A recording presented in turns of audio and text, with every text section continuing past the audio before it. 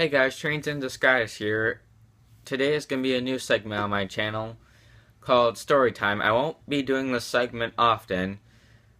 Uh, so, yeah. I'm going to be reading stories by the Reverend W. Audrey pretty much. And this is what the channel is all about. Thomas and Friends, obviously, as you now know.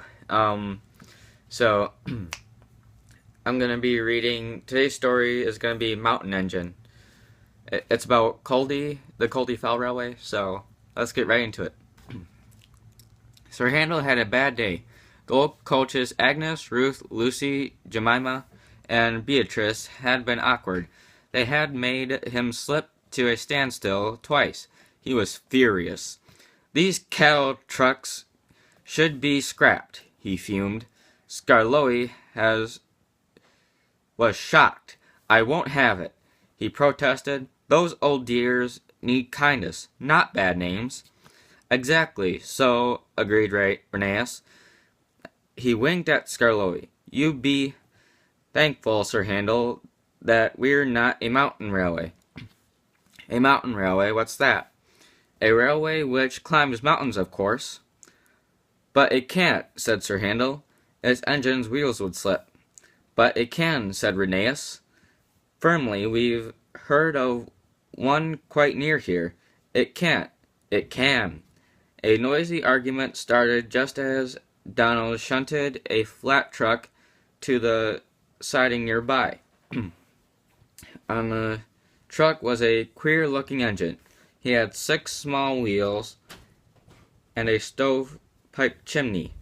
His boiler was tilted downwards, and his cylinders were back to front. Wheesht, whispered Donald hoarsely. Dinah, don't wake the wee engine. It's tired, he is. He's away back from England after being mended. Ye ken how it is.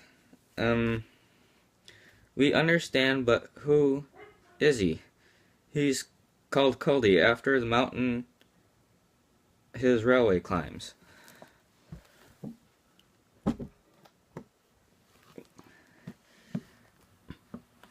Well, did you ever? Exclaimed 2 old engines. They looked at Sir Handel and chuckled. Ooch, ye'd best ask 'em yeself.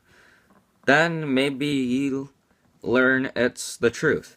I've been telling ye. Donald puffed away, offended. Culdee woke up to find the engines gazing at him.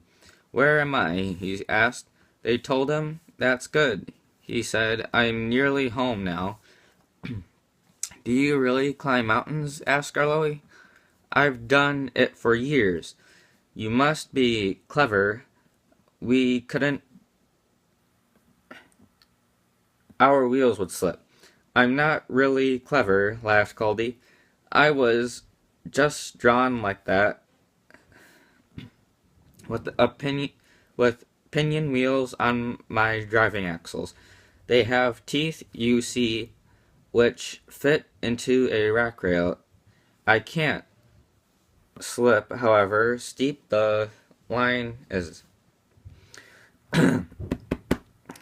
That, said Rheneas, must help you going up, but if your line is too steep, aren't you frightened coming down? Why, we have good brakes. Coaches, went on Rheneas, are sometimes silly and try to push us downhill. Some Herm engines find it hard to stop them. Sir Handel blushes and looked at his buffers. Our coaches, answered Culdee, are never silly like that. They know such tricks are dangerous. I've never had that sort of accident, but he went on toughly. I was frightened once, very frightened indeed. Please tell us, said all the engines. One day long ago, before our line was opened, our drivers made all 5 of us engines stand ready outside our shed. The inspector's coming, they said. We don't know which of you he'll choose. He chose me, climbed into my cab, and made me push 2 coaches to the summit. So far, so good, he said. Now we'll test your brakes. So he went and stood on the steepest part of the line. Down it fell, with a nasty curve below, edging a precipice. Brakes off, driver. Let him roll. Ooh, gasped the little engines in horror. The coaches nudged me. We gathered speed downhill. I was terrified. My driver's hands stole to the brake. Hands off, ordered the inspector. Then I remembered I had automatic brakes. I could put these on myself. Perhaps the inspector wanted to see if I could. They worked beautifully. Well done, Coldy, said the inspector. You'll do. I smiled, of course, but felt very shaky. My driver and fireman mopped their faces. They'd been nervous, too. I'm never nervous now, finished Coldy. Why should I be? There's no need. The end.